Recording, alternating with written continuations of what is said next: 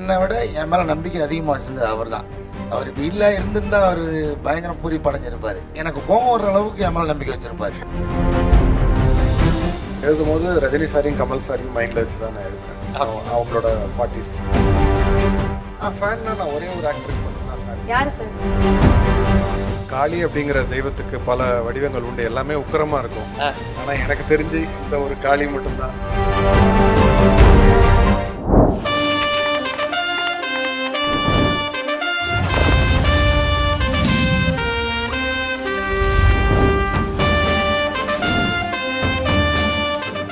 அடுத்த விருதினை வழங்குவதற்காக ஒரு சுவாரஸ்யமான விருது சுவாரஸ்யமான நபருக்காக போகுது. இந்த விருதினை வழங்குவதற்காக இயக்குனர் திருமிகு பிரேம்குமார் அவர்களை அன்புடன் மேடை கலைக்கிறோம்.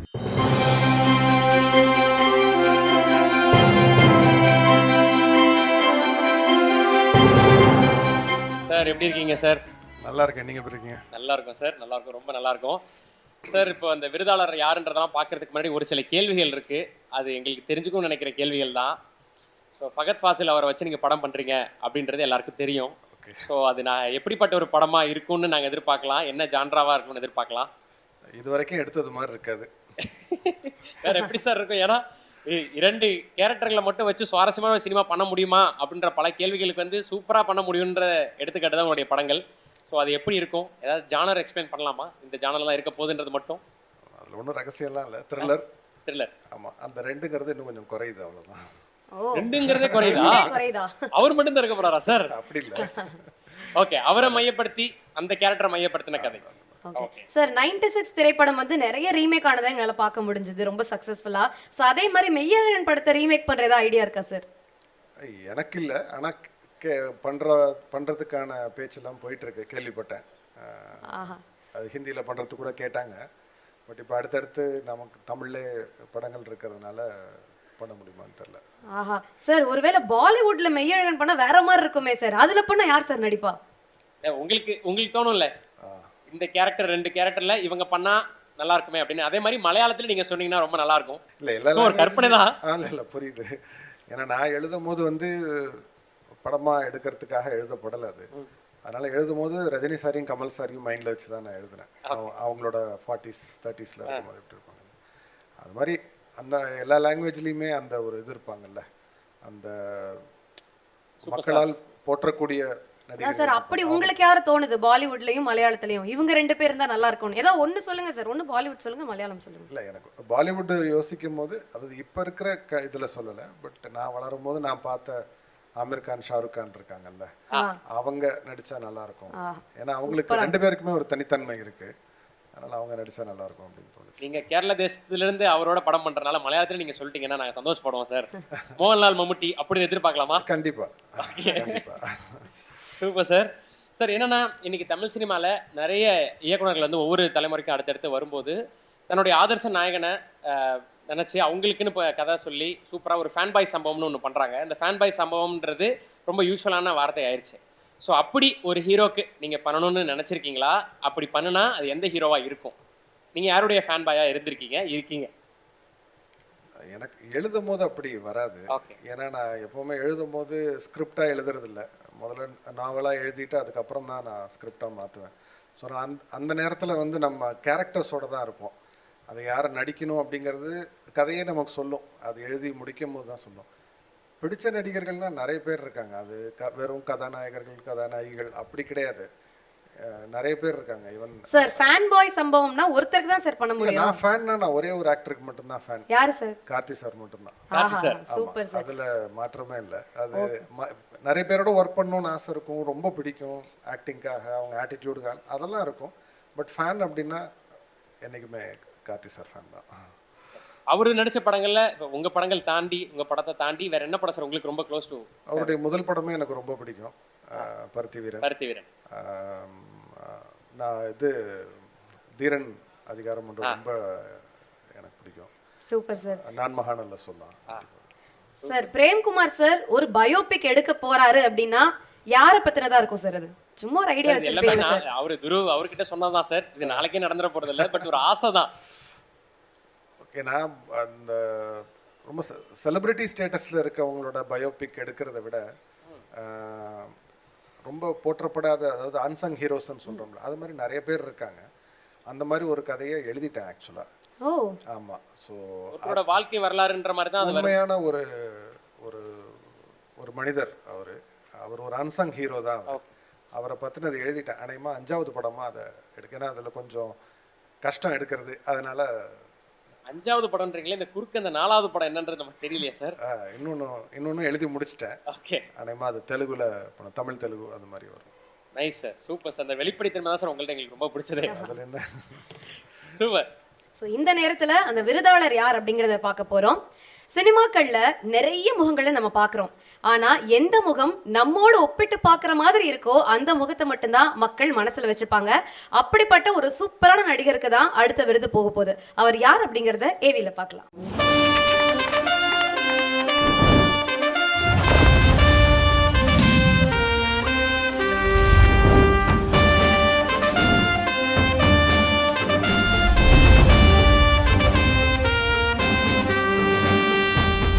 திரையுலகம் மதிப்பும் மரியாதையுமாக கொண்டாடுகிற அபூர்வமான குணச்சித்திர நடிகர் காளி வெங்கட். சாதாரண பாத்திரங்களை கூட தன் உடல் மொழியால் உயிரூட்டி அதகளம் செய்வதில் காளி பெரிய கில்லி. இவரை மனதில் வைத்தே இப்போது பல திரைக்கதைகள் உருவாகி உயிர் பெறுகின்றன. புது புது உடல் மொழி, விதவித வட்டார வழக்கு என கதாபாத்திரத்துக்கும் காட்சிக்கும் நியாயம் சேர்ப்பது இவரின் ஸ்பெஷல். பெரிய ஹீரோ படங்களோ சிறு பட்ஜெட் சினிமாக்களோ இன்று எல்லோருக்கும் தேவைப்படுகிறார் இந்த சின்சியர் சினிமாக்காரர். மெட்ராஸ் மேட்னி கண்ணனாக இவர் காட்டியது மிடில் கிளாஸ் அப்பாக்களின் அச்சு அசலான நிஜ முகம். காமெடி, குழப்பம், எமோஷன் என எல்லா உணர்வுகளையும் ஹவுஸ்மேட்ஸ் ரமேஷாக கலந்து கட்டி அடித்தார். கம்பெனியாக ஏறி இறங்கி வாய்ப்பு கேட்டவரிடம் இன்று கால்ஷீட் கேட்டு காத்திருக்கின்றன அதே சினிமா கம்பெனிகள். சமகால தமிழ் சினிமாவின் தவிர்க்க முடியாத யதார்த்த திரைக்கலைஞர் காளி வெங்கட்டை 2025ஆம் ஆண்டின் நம்பிக்கை மனிதர்களில் ஒருவராக தேர்வு செய்து கொண்டாடுகிறது ஆனந்த விகடன்.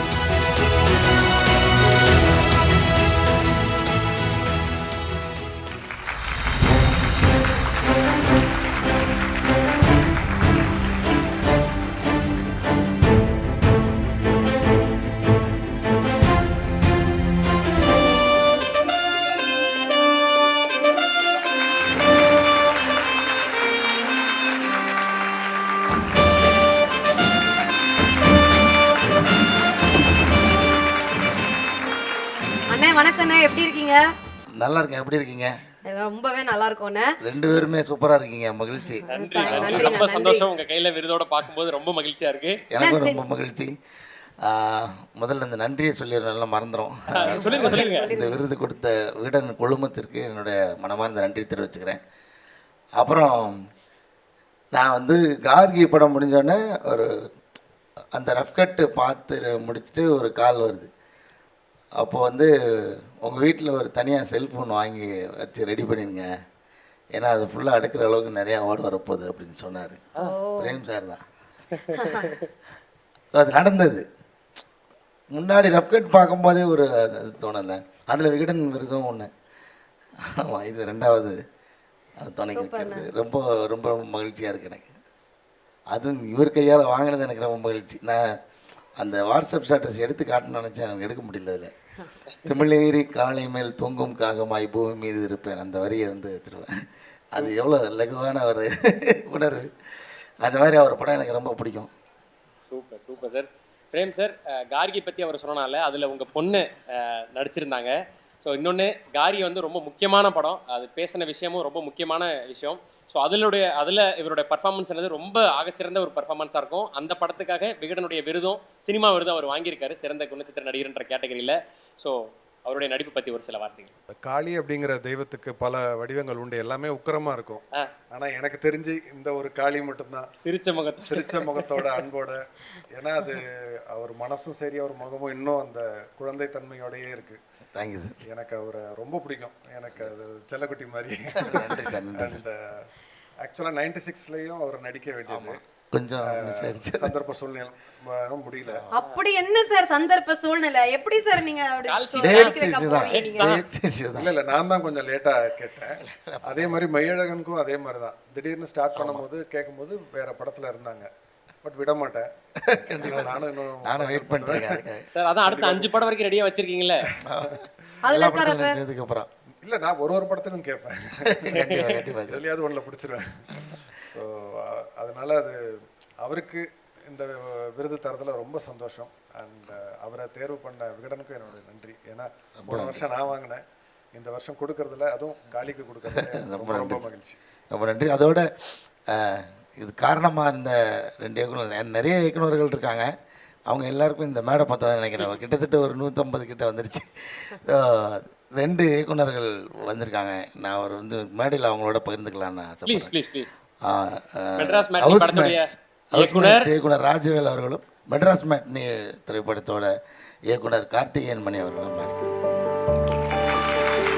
மெட்ராஸ் மேட்னி படத்துடைய இயக்குனர் திருமிகு கார்த்திகேயன் மணி அவர்களையும், ஹவுஸ்மேட்ஸ் படத்துடைய இயக்குனர் திருமிகு ராஜவேல் அவர்களையும் அன்புடன் மேடை கலைக்கிறோம்.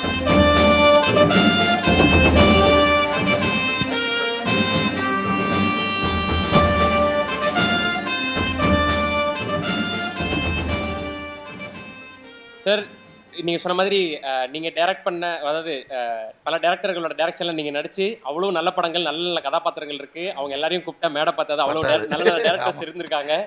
ஸோ குறிப்பா போன வருஷம் இவங்க 2 பேரோட டைரக்ஷன்ல நீங்க நடிச்ச படங்கள், மெட்ராஸ் மேட்னி ஆகட்டும், ஹவுஸ்மேட்ஸ் ஆகட்டும், பல நவரசங்களையும் வெளிப்படுத்துறதுக்கான ஒரு ஸ்பேஸ் இருந்தது. 2மே மக்கள் கொண்டாடினாங்க. அது எல்லா புகழும் இயக்குனர்களுக்கு, அவங்க செஞ்சது தான் அது. அந்த மாதிரி ஸ்பேஸ் இருந்தால் தானே நம்ம பண்ண முடியும். நம்மளே போய் தனியாக கேமராக்குள்ள துருத்திக்கிட்டு நடிக்க முடியாது. ஸோ அவங்க எழுதுனது நம்ம பண்ணோம், அவ்வளோதான். அண்ணா, இந்த தருணத்துல இந்த விருது என் கையில இருக்கு, ஆனா இத என்னை விட இவங்க ரொம்ப சந்தோஷப்படுவாங்க பார்த்தா அப்படின்னு நினைக்கிறவங்கன்னா யாரு சொல்றீங்க? எங்கள் அப்பா தான். இந்த விருதுக்கு பேரே இருக்குல்ல, நம்பிக்கைன்னு. யோசிக்காமல் சொன்னது காரணம் என்னென்னா, என்னை விட என் மேலே நம்பிக்கை அதிகமாக வச்சுருந்தது அவர் தான். அவர் இப்போ இல்லை, இருந்திருந்தால் அவர் பயங்கர பூரிப்பு அடைஞ்சிருப்பார். ஏன்னா அப்போது இந்த படத்தோட போஸ்டர்கள் வரும்போது அதில் நம்ம முகம் தெரிஞ்சிருந்தாலும் தான் டிக்கெட்டில் எடுத்து வச்சுருந்து அது எல்லார்கிட்டையும் காமிச்சு அப்போ இருந்து பெருமைப்பட்டுகிட்டே இருப்பார் அவர். அது இன்னும் இப்போ அவர் எப்படின்னா, எனக்கு கோபம் வர்ற அளவுக்கு என் மேலே நம்பிக்கை வச்சுருப்பார். இதெல்லாம் நடக்காதேன்ற லெவலுக்கு நம்ம கோபம் வரல, அந்த லெவலுக்கு என் மேலே நம்பிக்கை வச்சுருப்பார். ஸோ அவரோட நம்பிக்கை தான் இது நினைக்கிறேன். ஏன்னா எவ்வளவு கதாபாத்திரங்கள் பண்ணிட்டீங்க. ஸோ இப்போ நாங்கள் சொல்லும் போதுமே வந்து ரொம்ப மக்களுக்கு கனெக்டடாக நம்மளை பிரதிபலிக்கிற மாதிரி, இல்லை நமக்கு தெரிஞ்சவங்களை பிரதிபலிக்கிற மாதிரியான கதாபாத்திரங்கள்ல நீங்கள் சூப்பராக பண்ணிட்டு இருக்கீங்க. அதனால தான் எல்லாருக்கும் உங்களுக்கு ரொம்ப பிடிக்குது. பட் இருந்தாலும் இப்படி ஒரு கதாபாத்திரம், இப்படி ஒரு கேரக்டர் நான் பண்ணணும் அப்படின்னு நீங்க நினைக்கிறது ஏதாவது இருக்கா? அது புதுசாக இருந்தால் தானே நல்லாயிருக்கும். நான் முன்னாடிலாம் அந்த மாதிரிலாம் யோசிச்சு வச்சுருந்தேன். எப்படி? இல்லை அது நான் வந்து முதல் மரியாதை லெவலுக்குலாம் யோசிச்சு வச்சுருந்தேன். அதுல மையப்படுத்தி கதைகள் எழுத ஆரம்பிக்கிறாங்க, அதெல்லாம் நடக்கும். வந்துருச்சு. அதான் இப்போ அது புதுசாக இருக்கட்டுமே ஆசைப்படுறேன், வேற ஒன்றும் இல்லை. வரும். ஸோ நீங்க நடிக்க விரும்புகிற இயக்குனர் யாரும் இருக்காங்களா? ஏன்னா எல்லா இயக்குனர்களும் உங்களை டேட்ஸ்க்காக கேட்குறாங்க. பிரேம் சார்ல இருந்து இப்போ இவங்க 2 பேரும் அடுத்த படங்கள் கண்டிப்பாக நீங்க இல்லாமல் எடுக்க மாட்டாங்க. கார்த்திகேயன் சார் ஆகட்டும், ஒரு ராஜவேல் ப்ரோ ஆகட்டும். நன்றி. ஆனால் ஒரு குறிப்பிட்ட இயக்குனர் அப்படி பேர் சொல்லிட முடியாது. மேடையில் இருக்கிற நாகரிகத்துக்காக சொல்கிறேன், பிரேம் சார் டைரக்ஷனில் நடிக்கணும். Super super. ஏன்னா அவர் எனக்கு இந்த ரோல் கொடுத்தா நல்லா இருக்கும். பிரேம் சார்னா என்ன சொல்வீங்க? மெய்யழகன் தான். என்ன ரோல் கொடுத்தாருன்னு நான் சொல்றேன். சொல்லுங்க சார்.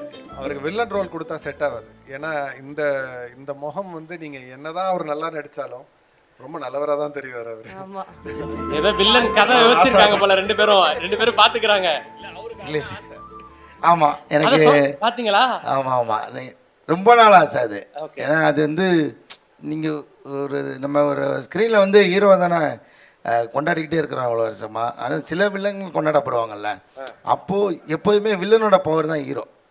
ஸோ அதனால் ஒரு நெகட்டிவாக ஒரு பயங்கர ஸ்ட்ராங்கான ரோல் நடிக்கணும் ஆசை இருக்குது. அமைஞ்சால் நல்லாயிருக்கும். கண்டிப்பா வேணா கூடிய சீக்கிரம் அமையும். நீங்க நடிகருக்காகவும் அவார்டு வாங்கிட்டீங்க, நம்பிக்கை மனிதரா மற்ற நடிகர்களுக்கு நம்பிக்கை கொடுக்கிற ஒரு விதம் நீங்க அவார்டு வாங்கிட்டீங்க. அதுதான் இன்னும் பயமா இருக்கு. அது நிறைய ரெஸ்பான்சிபிலிட்டி உங்களுக்கு கொடுத்திருக்கு, நாங்க நம்புறோம். அதனால தான் கொடுத்திருக்கோம். நன்றி அண்ணா, 4 பேருக்கும் நன்றி. தேங்க்யூ.